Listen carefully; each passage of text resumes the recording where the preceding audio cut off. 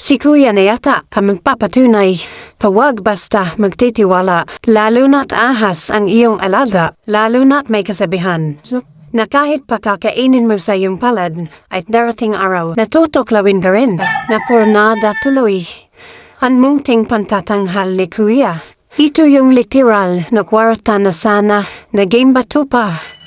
Paano naman kasi, kinagat si kuya ng sarili ng alagang cobra, kaya kunwari na lang si kuya ba, na tinatanggal yung ngipin ng ahas. Pero ang totoo, masakit yung tuklaw kanina. Bakit yan pa kasi ang napili mong hanap buhay kuya? Pwede ka namang maghanap ng iba. Kunwari yung mga basura ba ibibinta mo, may pira din yan.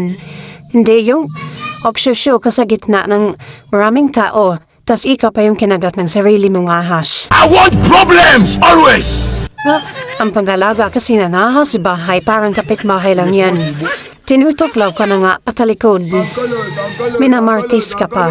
Kaya ayan tuloy kuya. Naghahanap ko ng pantali para wag kumalat yung lason sa katawan mo. Pero hindi ka mandaliin sa sarili mong alaga. Inutusan mo pa si kuya na itali sa braso mo. Sa tingin mo kuya, mapipigilan yung lason. Sa pamamagitan ng pangtali dyan sa braso mo. Para kang mahawa kay kuya na parang matatawa.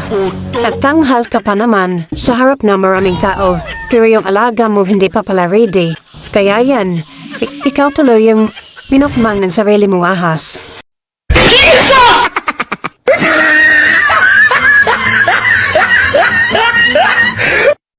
Dapat kasi, pangentong edad namin ni medyo matanda na. Nasa pangangalaga na to ng sarili nilang mga anak. Hindi yung pinapabayaan dito sa gitna ng kasada para magtanghal. Sana'y magsilbi itong aral sa lahat ng mga nagbabalak na mag-alaga ng ahas. At sana'y huwag niyo rin kalimutan ang sinabi ni Tatay Digong. Huwag mong subukan, masisira ang buhay mo.